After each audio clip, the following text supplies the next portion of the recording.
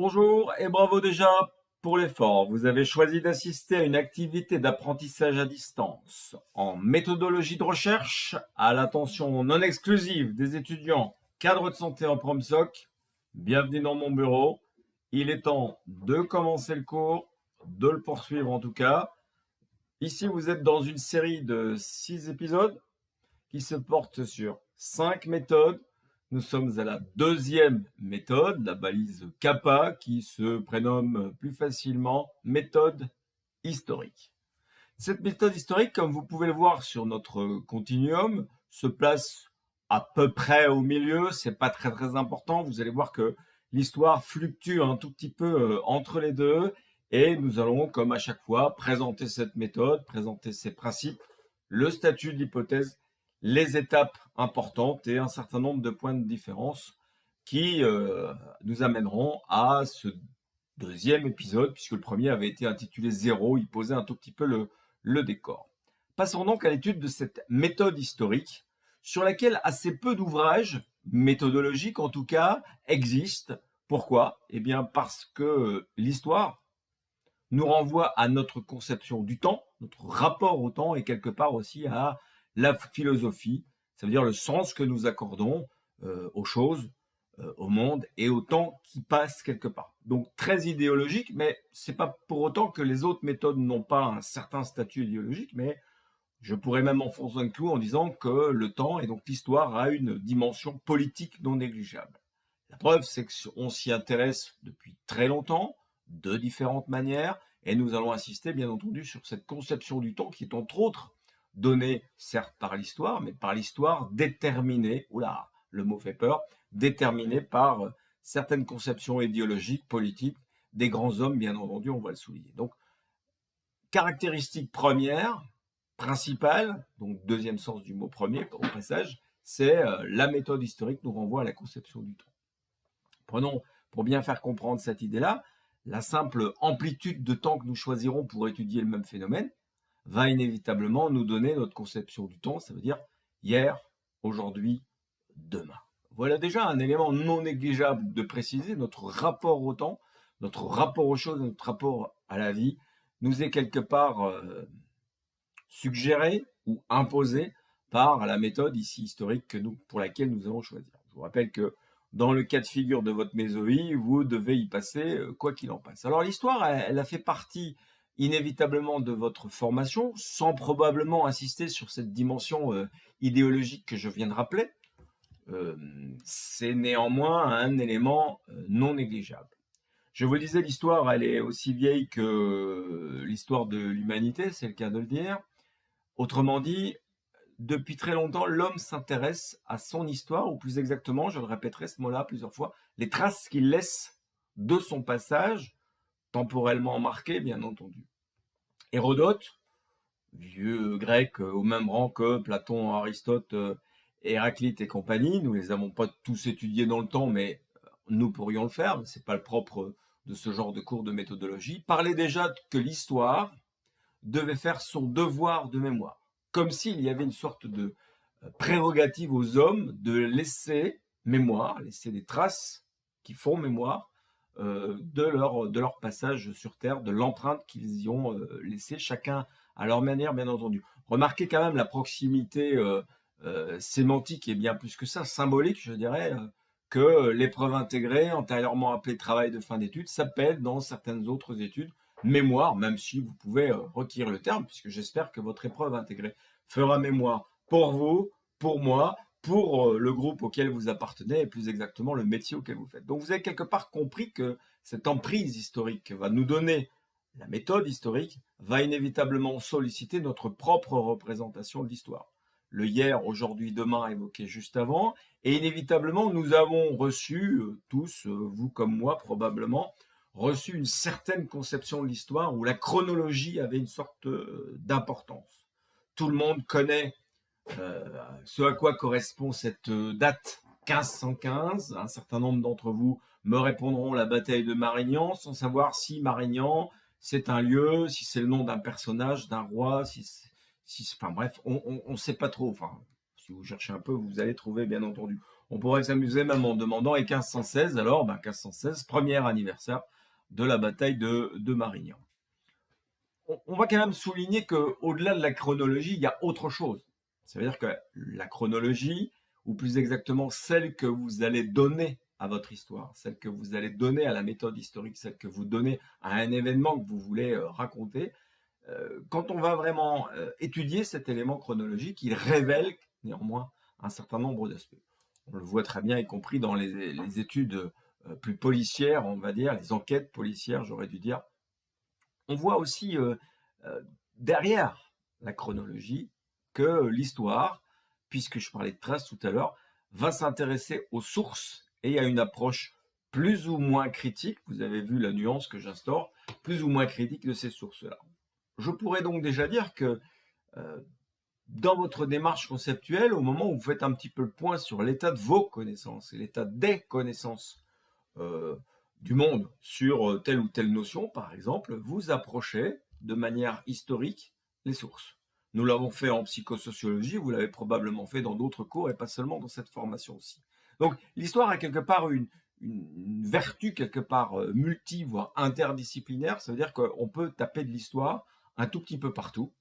Je vous ai même recommandé de faire l'histoire de votre problématique pour pas réinventer la roue pour la énième fois, comme on le dit. Hein. Donc la méthode historique, elle est déjà mobilisée quelque part dans votre démarche conceptuelle. Tiens, qu'est-ce qu'on va faire demain? Qu'est-ce qu'on a fait aujourd'hui? Qu'est-ce qu'on a fait hier? C'est une façon d'approcher une très très courte ici chronologie, vous l'avez bien compris.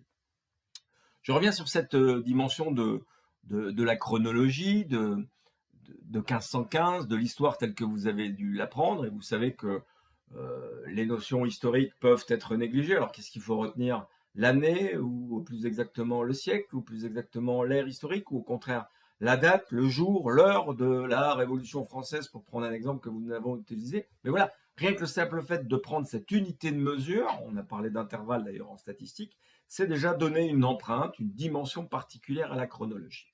Cet élément chronologique qui caractérise votre représentation sociale de l'histoire, scolairement en tout cas positionnée, sauf s'il y a des amateurs d'histoire parmi vous, je serais content de le savoir d'ailleurs par l'une ou l'autre question, eh bien, est essentiellement marqué par ce qu'on appelle l'histoire événementielle.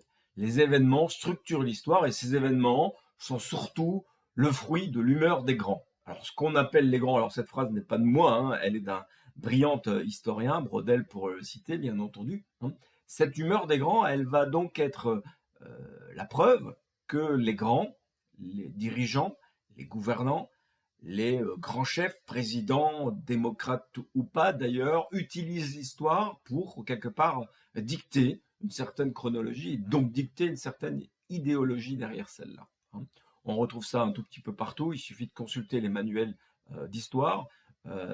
Pour avoir fréquenté des milieux interculturels, eh bien, les anglo-saxons n'ont pas la même vision historique du Moyen-Âge que les francophones, par exemple. Rien que par le découpage de cette période de notre histoire éminemment différente. Alors, cette vision de l'histoire va progressivement être revisitée, d'abord par les historiens eux-mêmes, qui vont probablement s'ouvrir à une dimension plus qualitative, histoire de replacer ça dans le curseur. Donc la première histoire, en tout cas la première représentation que je vous donne de la méthode historique, c'est une représentation très déterministe et très déterminante de l'histoire. C'est les grands, les gouvernants, qui décident qu'est-ce qui fait histoire et qu'est-ce qui ne le fait pas. Est-ce que ça correspond forcément à tout un chacun, voire à l'individu ou au citoyen lambda, bien entendu? C'est déjà se déporter vers le qualitatif, et il y a probablement eu certains auteurs, dont Brodel que je vous ai cité, des auteurs, des historiens qui se sont intéressés à une autre forme d'histoire, une sorte d'histoire qui va se porter d'une part sur le problème, donc au-delà du récit, qui peut avoir une dimension romantique, romanisée, si on peut le dire un tout petit peu comme ça, puisque Jules César était un fervent pour réécrire l'histoire en la question, vers une histoire problème. On voit d'ailleurs dans cette appellation d'histoire problème que on va utiliser une problématique qu'on va mettre à l'épreuve de la méthode historique quelque part, histoire de vérifier si un fait en entraîne d'autres, ça reste très quantitatif, ou au contraire, un ensemble de faits peut nous aider à mieux comprendre une réalité présente, par exemple. notre histoire contemporaine est conditionnée ou influencée, vous choisissez le deux termes selon le paradigme qui vous attire le plus, par l'un ou l'autre événement, phénomène, récit, problème qui a précédé tout ça. Donc on passe plus exactement d'une histoire chronologique. Vous voyez le geste, ça me refait penser à une distinction qu'on a eue dans le premier épisode, l'épisode 0 pour être très précis, où on a une histoire chrono, c'est l'histoire très transversale, et une histoire au long cours, une histoire beaucoup plus longitudinale, pour reprendre l'autre adjectif, celle qui va s'intéresser aux changements sociaux, aux raisons pour lesquelles le changement s'est progressivement installé. Hein. On peut prendre un exemple certes très caricatural. La Révolution française semble être constitutive de notre démocratie. Bien, notre démocratie a débuté le 14 juillet 1789. Je crois qu'il était 13h32 pour être le plus précis possible. Ou au contraire, on accepte que la démocratie est un phénomène complexe, un problème social et sociétal, hein, on peut le dire, dont l'histoire s'était inscrite sur plusieurs années, sur plusieurs décennies, sur plusieurs siècles, et va probablement aussi se poursuivre, certes sur l'influence des grands, mais aussi sur l'influence du petit peuple, comme on le dira au point de départ. Ça veut dire qu'il y a probablement aussi une histoire qui va se centrer sur des histoires beaucoup plus personnelles. J'aurais pu dire une histoire quasi clinique. Hein, on pourrait imaginer une méthode historico, et pas hystérico, historico-clinique, bien entendu, puisque l'histoire va inévitablement attirer un certain nombre de personnes. Il suffit de l'observer qu'à certains moments, il y a des grands auteurs comme Christian Jacques, par exemple, qui ont donné naissance probablement à un goût pour la micro-histoire avec leurs romans très portés, tantôt sur l'égyptologie. Il y a Max Gallo aussi qui s'est porté sur les grands de Napoléon en passant par Voltaire, etc. Enfin bref, toute une série d'historiens qui non pas s'éloignent, au contraire, s'impliquent pour reprendre notre rapport d'implication-distanciation. Hein, donc on peut réellement faire jouer le curseur dans la méthode historique selon que je me distancie et probablement j'adopte une histoire, celle des grands, une histoire très macro, une histoire plus déterministe, ou au contraire, je me rapproche des petites gens, pour reprendre mon expression de tout à l'heure, d'histoires très particulières, ce qu'ils vont appeler la micro-histoire, avec cette idée de vouloir comprendre comment cette histoire s'est installée au fil du temps. Au fil du temps. Alors, comme à chaque fois, intéressons-nous au principe de cette méthode, avec comme base que une histoire ne s'invente pas. Alors, quand on dit inventer une histoire, ça fait peut-être penser à des capacités à fabuler, hein, à raconter des histoires, mais on va s'apercevoir, y compris dans un certain nombre de situations d'enquête, qu'il est difficile de raconter une histoire strictement objectivement. Ça n'existe même pas, en fait, à mes yeux. Il est impossible de raconter l'histoire telle qu'elle s'est effectivement passée, puisqu'elle ne s'est pas passée de la même manière selon le ou les acteurs qui y étaient impliqués. Donc, l'historien, celui qu'on va appeler ici le chercheur, vous, puisque ce sera vous dont il soit question, vous n'allez pas pouvoir inventer une histoire. Vous allez devoir inévitablement vous baser sur un certain nombre de choses, puisque probablement tous les éléments historiques que vous allez vouloir mobiliser, vous ne les avez pas vécus. Et même quelqu'un qui a vécu une histoire, quand il doit la raconter, eh bien, il y a toujours une sorte d'agencement des éléments historiques, y compris chronologiques, bien entendu. Je reviens sur les principes de la méthode. C'est cette question du témoignage du passé que j'ai appelé tout à l'heure les traces. Retrouver les traces, les analyser méthodologiquement, c'est ce qu'on va évoquer dans les étapes à venir de cette méthode, bien entendu. C'est sur ça que se base le travail de l'historien, sur ces traces, sur ces témoignages du passé, bien entendu, et il va tenter de les rendre intelligibles, compréhensibles, pas pour elles-mêmes, ça n'a aucun intérêt, mais par rapport à un problème, une problématique bien déterminée, ou par rapport à un événement plus particulièrement. Encore une fois, on retrouve là les deux paradigmes, et encore plus avec ces deux verbes que nous avons appris à bien connaître, puisque l'histoire peut permettre d'expliquer un certain nombre de choses. Hein. Lisez les manuels scolaires dans un certain nombre de pays, lisez l'histoire telle que des dictateurs comme Mao Tse-tung l'ont pu l'écrire, ou une histoire beaucoup plus compréhensive, celle que j'apparentais tout à l'heure à une histoire problème, à une histoire liée au changement long et une histoire parfois liée à des petites cellules sociétales, encore une fois. Alors, l'histoire peut expliquer ou comprendre un fait actuel, considéré comme le résultat ou la résultante d'une histoire qui l'a précédée, ou au contraire expliquer ou comprendre plusieurs faits passés, processus. On voit bien avec ces deux mots qu'on a appris à utiliser, y compris dans d'autres univers, celui de l'encadrement ou du management si vous préférez, qu'il est important de distinguer résultat de processus. Eh bien, votre problématique formulée par la méthode historique, on va parler du statut d'hypothèse juste après, vous allez voir qu'il y a de la diversité, elle peut tantôt être considérée comme un résultat qu'on veut expliquer ou comprendre, ou au contraire, on étudie un processus et on va tenter de l'expliquer, de le comprendre. Alors l'expliquer, on va très vite arriver à un résultat, au résultat, j'aurais dû dire. Le processus peut être aussi lui-même démultiplié avec d'autres faits qui s'intriquent, bien évidemment.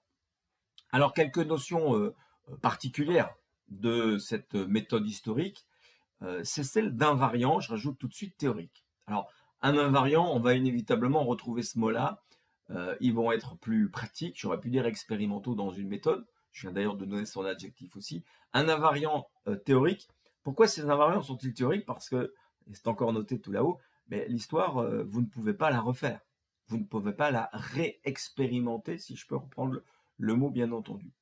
Un invariant, c'est quelque chose qui ne varie pas. Eh bien, malgré des expressions différentes, on peut retrouver un certain nombre d'invariants théoriques, et c'est là où l'histoire se rapproche quelque part de l'anthropologie, où on va retrouver un certain nombre de comportements très ancrés, même s'ils s'expliquent différemment, on peut les appeler aussi des atavismes, si vous allez voir le sens de ce mot-là, bien entendu.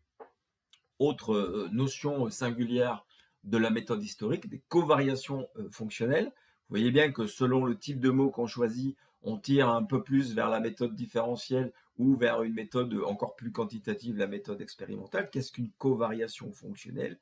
Eh bien, c'est des événements qui arrivent en même temps que d'autres. Mais ont-ils un lien, en fin de compte? On étudiera ça, y compris avec l'étude des corrélations en statistique. Vous voyez quand même que même dans la méthode historique, on peut imaginer un abord très quantitatif. D'ailleurs, il y a des abords extrêmement quantitatifs à l'intérieur de cette méthode historique. Alors, on poursuit l'approche de cette méthode, en tout cas par ses principes. Encore et toujours, il n'y a pas possibilité d'envisager une recherche sans avoir un minimum de problématisation au point de départ. C'est-à-dire, il est impossible de commencer un travail de recherche, il est impossible de mener une enquête, quels que soient les outils à votre disposition, sans avoir établi, défini au point de départ une problématique considérée comme une hypothèse. Rappelez-vous ce que c'est une hypothèse, c'est une réponse anticipée mais provisoire à un phénomène, à un problème, une problématique, pourquoi pas bien entendu. Inévitablement, si les invariants sont théoriques, l'hypothèse le sera tout aussi. L'hypothèse est théorique pour les raisons que l'histoire elle est passée, il n'y a que l'histoire présente qui pourrait être opérationnalisée de manière très pratique, et c'est cette hypothèse aussi qui va nous donner les possibilités d'envisager un certain nombre de sources. Donc l'hypothèse détermine inévitablement les sources, particulièrement les documents. J'aurais pu utiliser les traces, le mot trace que j'ai largement utilisé tout à l'heure. Et bien entendu, si l'hypothèse détermine les sources, c'est que l'étude, l'analyse du phénomène par la méthode historique va être directement dépendante de ces sources-là. Pas de source, pas de méthode historique, pas de trace, pas d'histoire, j'aurais pu dire, bien entendu, et la qualité, la validité des informations recueillies dans ces traces va bien entendu conditionner la fiabilité et la validité in fine de cette méthode. Il faut bien se rendre compte que l'analyse critique des sources va être importante, bien entendu. Autre difficulté, celle de la mémoire, je l'ai déjà évoqué tout à l'heure, et on sait qu'il y a une très très grande plasticité non seulement dans notre mémoire individuelle, mais aussi dans notre mémoire collective, c'est-à-dire notre capacité à connaître, à se remémorer et à restituer une histoire est extrêmement variable. Je disais tout à l'heure qu'il n'y a pas d'histoire objective, elle est toujours incomplète, partielle et probablement très certainement partielle. Ça veut dire traversée par un certain nombre de conceptions qui vont de nos représentations sociales jusqu'à nos idéologies, bien entendu, ou les idéologies qui s'imprègnent à nous de gré ou de force, d'ailleurs. Hein. On reparle, bien entendu, de ce rapport au temps, inévitablement. Rapport au temps et mémoire sont deux construits humains. Le temps n'existe parce que nous avons choisi de conditionner notre parcours de vie par cette notion du temps. Donc, la mémoire comme le temps, c'est du construit, c'est un construit humain, bien entendu, qui a sa part de subjectivité. Et cette part de subjectivité va bien sûr être interrogée par le rapport implication-distanciation. Donc, il n'y a pas d'histoire impartiale, il n'y a pas d'histoire complète, c'est pas possible, bien entendu. Et il y a donc cette difficulté, cet écart que vous venez de voir apparaître par une animation sur le diaporama. Le phénomène est impossible à saisir puisqu'il est passé, mais il a laissé des traces qui, elles, sont perceptibles, mais qui sont à considérer comme inconstruits, incomplets et partiels, ça veut dire subjectivement orientés. Ce n'est pas pour autant péjoratif, bien entendu, de rajouter partial, parti politique, parti idéologique. Le multipartisme est une caractéristique de nos démocraties, faut-il le rappeler, bien entendu. Donc, une des premières analyses des sources, c'est d'aller voir, vérifier même, qui a produit cette source. Oui, savoir que c'est un homme de l'époque ou au contraire quelque chose qui a été écrit a posteriori par rapport à l'événement, connaître qui est cet homme, qui est cette femme, est-ce que c'est un groupe, est-ce que c'est un individu, est-ce qu'il est psychologue, sociologue, est-ce qu'il est historien, homme politique, gouvernant, petit, enfin bref, toute une série de possibilités qui ont probablement influencé la manière dont il a écrit l'histoire. J'insistais dès le départ avec cette question du rapport au temps. Hein, on va essayer de vous remémorer ce que je en ai dit et qui tient en 3 mots aujourd'hui par rapport à hier et pour demain. Tout ça interagit bien entendu dans toute une série de circonstances, probablement aussi avec une approche relativement globale, en tout cas telle que je vous la présente ici, la méthode historique, hein, pour éviter de ne simplement trouver des traces qui correspondent à nos attentes, puisque c'est un mot qu'on apprend aussi à utiliser, bien entendu. Alors, ce rapport d'implication-distanciation, je viens justement de l'évoquer, va réclamer de la part de l'historien, du chercheur en histoire, de celui qui utilise une méthode historique, un certain questionnement, une certaine mesure de prudence. Est-ce que je ne suis pas trop impliqué dans la lecture de ces événements, réclamant donc une certaine lecture critique, pour laquelle il y a, in fine, bien moins d'outils de contrôle. En statistique, il y a des moyens de contrôle qui existent, puisque pour tout le monde, 1 + 1 est égal 2. Eh bien, dans la méthode historique, bien entendu, ça va être beaucoup plus difficile de faire vérifier un certain nombre de choses, y compris par ses pairs. Toujours dans la perspective, le prolongement plus exactement de ce rapport à implication-distanciation, cette question de l'analyse critique, elle va se porter donc sur 2 niveaux. Certes, il y a une première lecture critique qui va se porter sur la source elle-même, mais aussi une analyse critique de mon attitude de chercheur, ma lecture quelque part que je fais de l'événement à travers les traces que j'ai trouvées, qu'on m'a données, qu'on m'a imposées. Allez imaginer toutes les variabilités en la question. Donc, critique des sources, première étape, critique aussi de mon travail de lecture, parce qu'un certain nombre d'erreurs me guettent.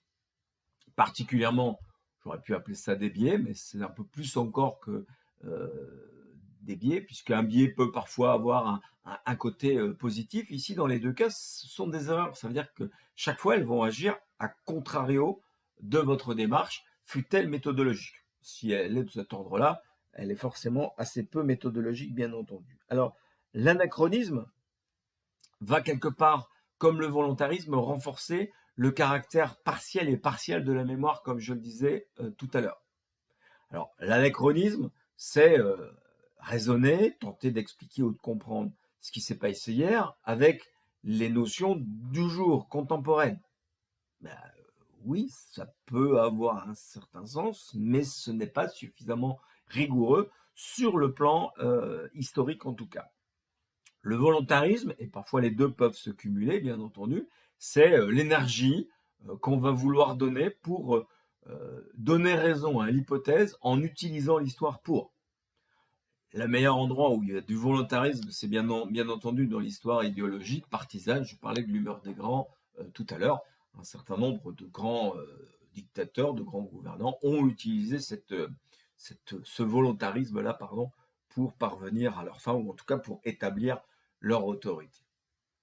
Alors, poursuivons d'ailleurs avec cette analyse critique et cette interprétation, puisque passer l'analyse, c'est l'interprétation qui va se faire. Elle est réellement dans l'établissement d'un certain nombre de liens. On pense que le lien unique, c'est celui d'aujourd'hui vers le passé ou du passé vers aujourd'hui, mais il faut toujours aussi se dire que si l'homme s'intéresse à la méthode historique, c'est probablement aussi parce qu'il y a un intérêt vers le futur, vers l'avenir, vers un certain nombre de possibilités qui lui sont offertes. Inévitablement, et les deux erreurs fréquentes juste citées avant renforcent un peu cette idée-là, c'est que le sens à accorder à une notion historique, par exemple, ne peut s'imaginer que dans son contexte ici historique. Parce que si je cherche le sens d'un événement qui s'est passé hier avec le contexte du jour, eh bien, je suis dans l'anachronisme évoqué tout à l'heure. Et vous le savez très bien, c'est utilisé parfois dans certaines pratiques partisanes, qu'on appelle d'ailleurs le populisme, c'est retirer une idée, retirer une notion de son contexte et, in fine, lui faire dire autre chose. On peut parfois se servir de l'histoire pour tout à fait appuyer le contraire de ce qui s'est effectivement passé, bien entendu. Revenons quand même à la finalité de la méthode historique, c'est tenter de repérer, alors d'une part, des mécanismes généraux, vous voyez, je prends un mot très statistique, celui de tendance, des persistances d'attitudes et de représentation, vous voyez aussi le grand écart entre attitude et représentation, ça veut dire qu'il y a probablement un mix qui peut se faire aussi avec une méthode dite socio-historique, on l'évoquera peut-être pour un certain nombre d'entre vous, mais quand on dit dégager des mécanismes généraux et des persistances, on est à la recherche des fameux invariants évoqués tout à l'heure et probablement dans une approche plus quantitativiste de l'histoire. On peut la compléter ou complètement s'opposer avec au contraire la recherche des irrégularités, des choses qui vont compléter, contredire, diront les autres, les fameux mécanismes généraux, tendance et persistance d'attitude et de représentation signalés juste au-dessus. Deux manières d'utiliser la même trace, tantôt à forme de validation, pour renforcer quelque part ce mécanisme généraux, ces atavismes, pour prendre un mot utilisé tout à l'heure, ou au contraire rechercher de nouvelles pratiques, d'autres manières de faire, y compris en les projetant dans l'avenir sous la forme d'attente. J'insisterai particulièrement donc sur cette dimension idéologique de l'histoire. C'est probablement la méthode la plus positionnante sur le plan par rapport aux quatre autres. Venons-en à une question qui nous intéresse souvent, le statut de l'hypothèse. Alors, l'hypothèse, bien entendu, comme je vous l'ai dit tout à l'heure, elle est conditionnelle, elle est préalable à de nombreuses méthodes, surtout quand on la place au milieu du continuum, comme on vient de le faire, bien entendu, mais elle doit aussi, cette hypothèse, je parle bien, s'élaborer sur la base d'un certain nombre de recherches antérieures. Je l'évoquais tout à l'heure avec une formule bien connue, il ne faut pas réinventer la roue pour la énième fois, et bien quelque part, une méthode historique commence toujours par faire le point sur ce qui a déjà été dit d'historique, sur le phénomène problème qui est retenu au titre d'hypothèse, bien entendu. Elle va donc se baser sur une option historique. Je vous rappelle encore une fois la définition d'une hypothèse. C'est bien une option théorique que de dire qu'elle est provisoire et conditionnée par la recherche ici qui va utiliser des moyens historiques. Alors, là, on va retrouver plusieurs modalités, soit l'influence d'un fait sur un autre fait. Alors, vous pouvez lire fait ou phénomène, bien entendu. Elle peut aussi prendre le problème dans l'autre sens. On voit bien qu'on peut aussi être plus pratique quelque part en débutant par une démarche de documentation pour vérifier la corrélation, la co-occurrence ou la non-occurrence d'un certain nombre de faits par rapport au phénomène étudié, la problématique qui sera la vôtre encore et toujours. Élément particulier de cette méthode-là, ça ne veut pas dire que pour les autres, ça n'existe pas.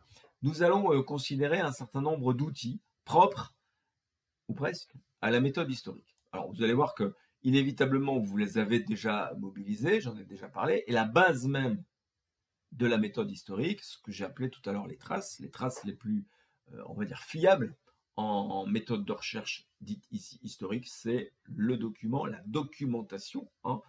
On voit bien tout l'intérêt de celle-ci.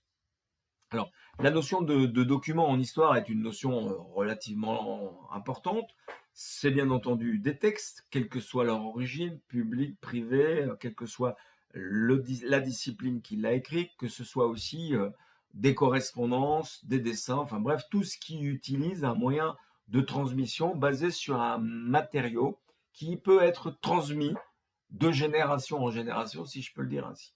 Parce que quelque part, ce document, il va devoir être mobilisé à plusieurs reprises. Il va devoir être lu, bien entendu, et vous savez que lire, c'est analyser, commenter, voire critiquer, si vous vous rappelez, notre balise delta. C'est un petit peu ce travail d'analyse qu'on va prolonger dans l'UE7 avec une balise consacrée à l'analyse de contenu. Donc quand je lis, je fais une analyse de contenu. Quand j'écoute, je fais aussi une analyse de contenu. Je vous ai parlé que du document pour l'instant.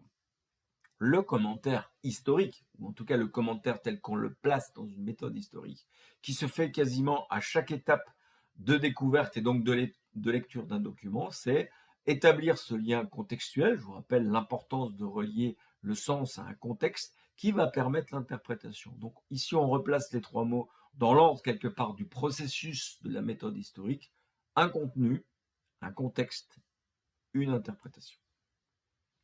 Alors, ce travail va être inévitablement chronologique. Alors, je l'ai mis entre guillemets parce qu'ici, c'est la chronologie non pas du problème, mais la chronologie de la manière pour aborder un document considéré comme une donnée historique.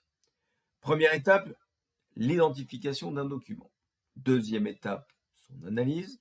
Troisième étape, son contexte historique, si je mets des X partout, on a l'impression de lire. Et le commentaire, sous-entendu, son interprétation. On voit bien que c'est sur l'aspect cumulatif aussi de ces informations. On va particulièrement s'intéresser au premier point, c'est-à-dire l'identification du document. Pourquoi? Parce que cette identification du document, elle va inévitablement nous apporter déjà un certain nombre d'informations. On pourrait appeler ça des métadonnées. Donc, avant le contenu, il y a un certain nombre d'informations qui vont nous donner des indices, tantôt sur la pertinence ou sur la faible pertinence du document repéré. Donc, repérer rapidement si le document a un intérêt. N'oubliez pas que s'il a un intérêt, voire plusieurs intérêts, il a aussi des inconvénients et donc des limites. Et donc, ça va orienter inévitablement l'utilisation de ce document. Quelques pistes pour bien identifier un document: la nature. Je parlais tout à l'heure, est-ce un livre, une revue, un article, une page internet, une correspondance, bref, déjà en soi, c'est une manière de caractériser le document et donc quelque peu d'influencer la critique qu'on va pouvoir en faire. L'auteur, je vous en ai parlé tout à l'heure, qui est-il? Qui est-il? Alors pas seulement son nom, mais aussi les prérogatives, sa position sociale parfois aussi. Le destinataire peut être aussi une information utile. Mais en fait, pourquoi, ou plus exactement, pour qui écrivait-il ce texte?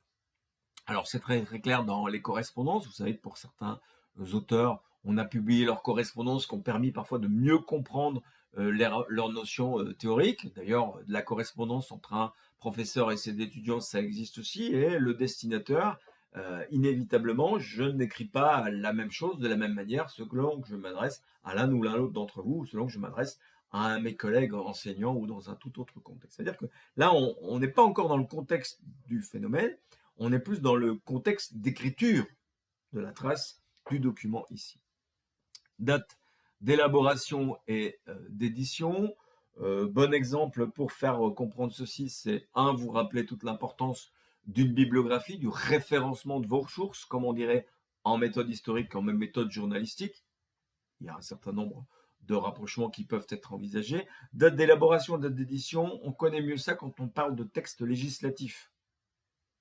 Quand est-ce que le texte a été élaboré, écrit? Quand est-ce qu'il a été édité dans le Moniteur belge, pour prendre l'exemple de notre pays?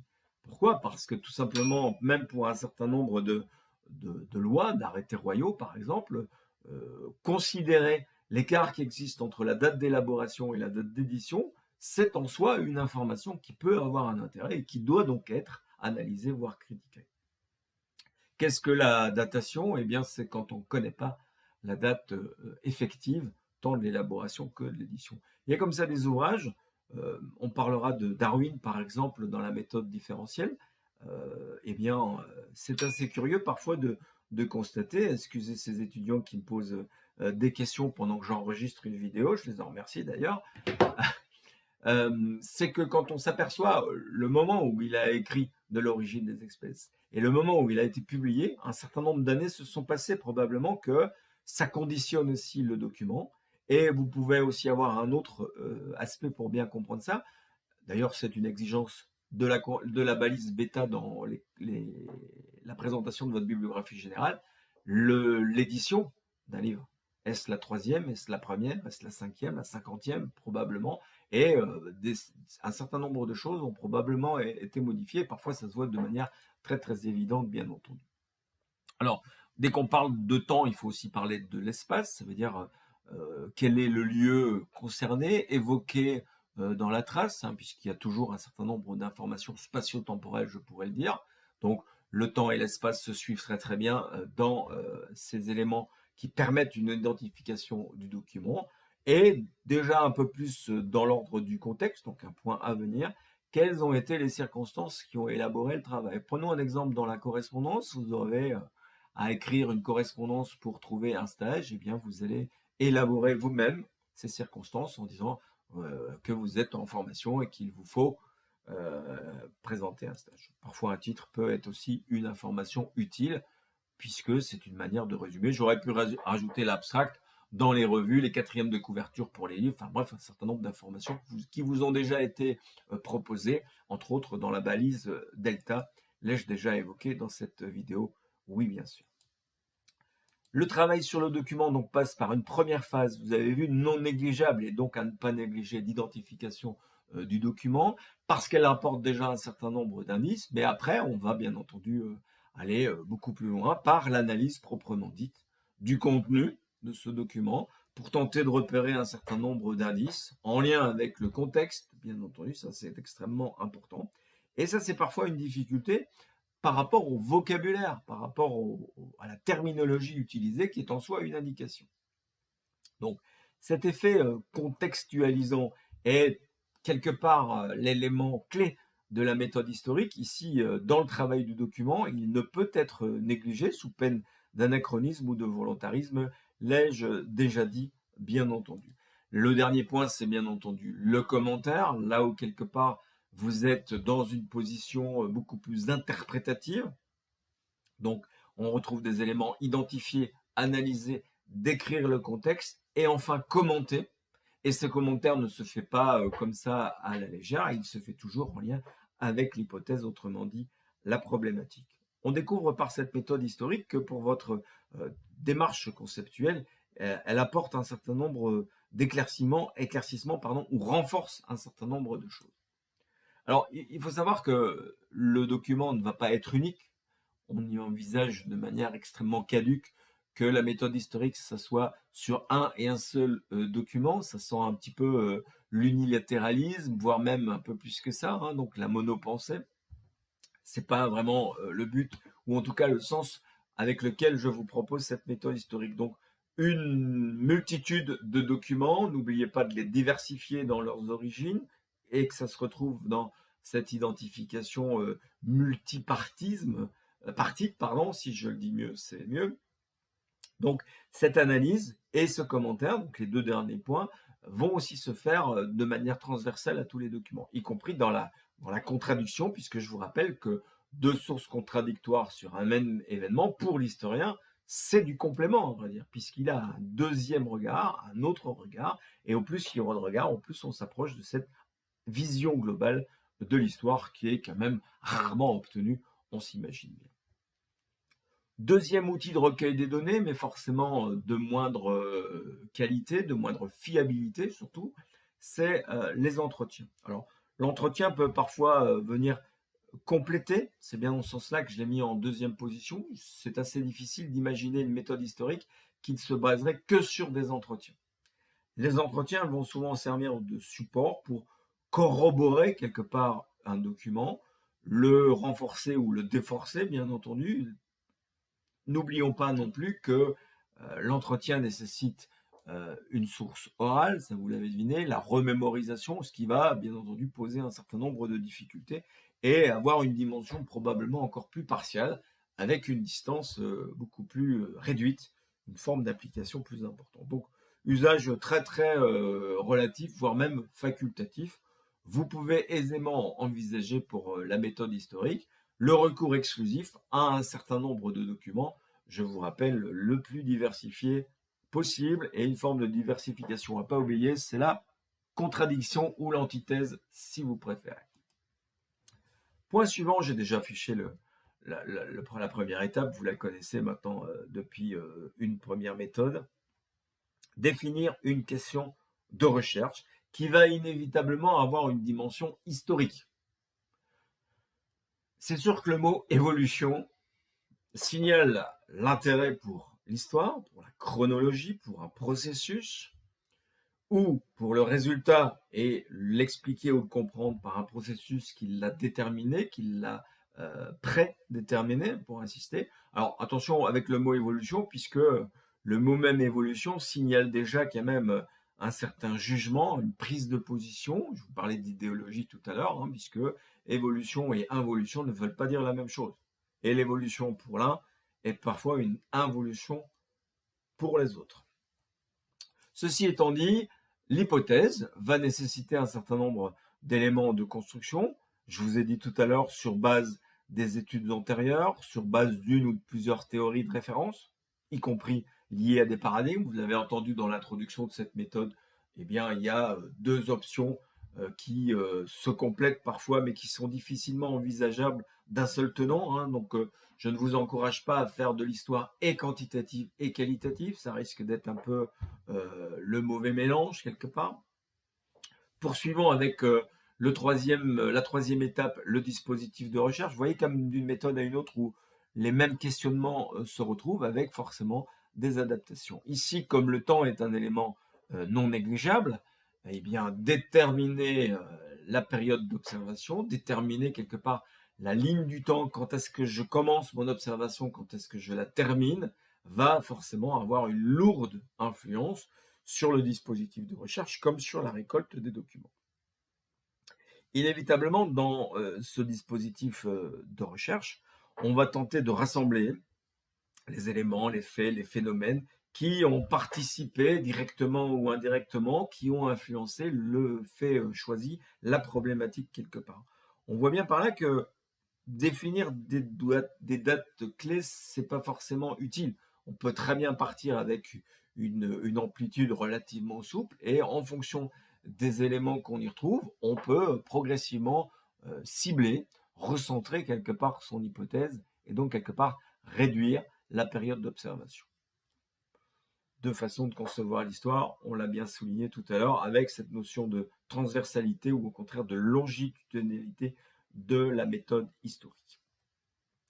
Dès que ces éléments sont quelque part repérés, les faits vont être plus facilement repérables. On va même parfois parler de pouvoir les isoler parce que c'est en fonction de ces faits historiquement positionnés qu'on va pouvoir déterminer les sources qui vont venir compléter quelque part la première lecture de ce phénomène, bien entendu.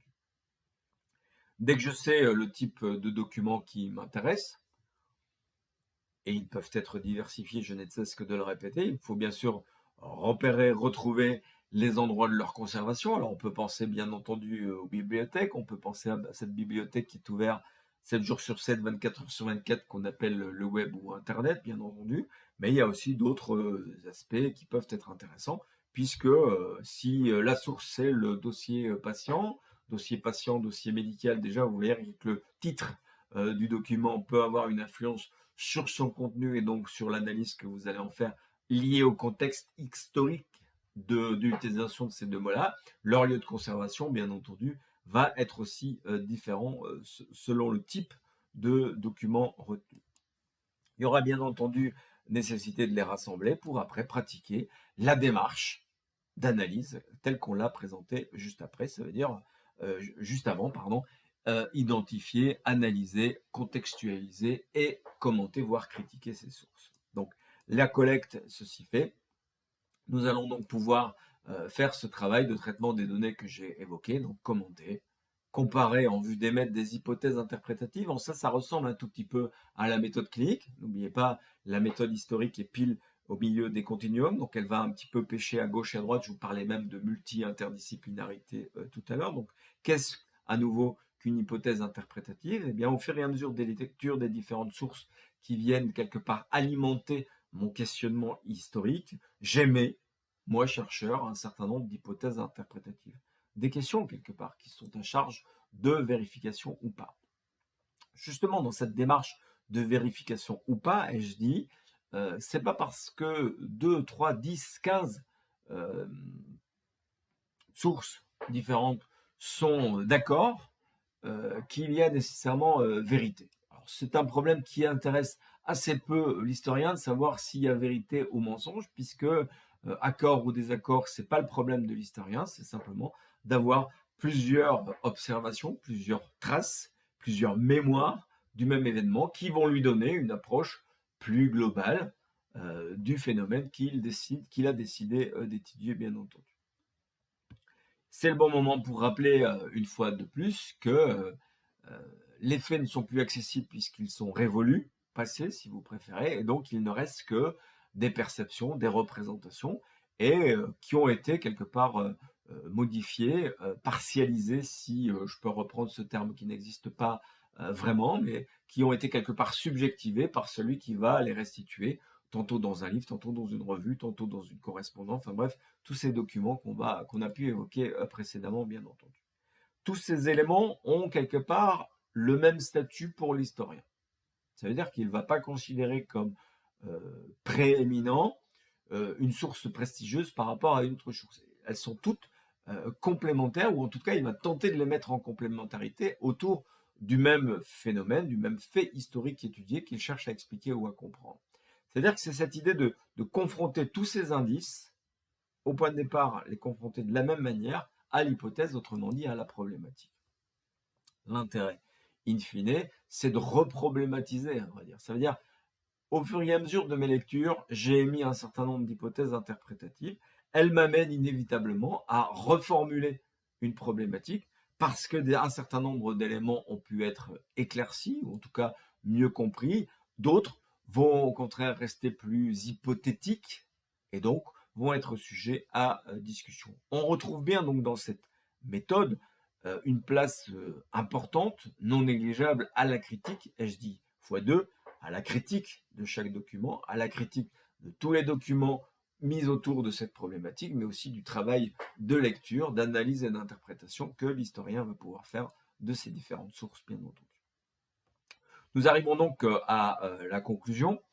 Là encore une fois, comprendre ou expliquer un fait, un phénomène, à partir d'un certain nombre d'éléments de l'histoire, c'est une manière de résumer la méthode historique, puisque tous ces éléments ont participé à cette histoire, à ce phénomène en particulier. Je ne pense pas qu'on puisse dire qu'on parviendra un jour à résumer un événement parce qu'on a pu collecter tous les éléments de l'histoire.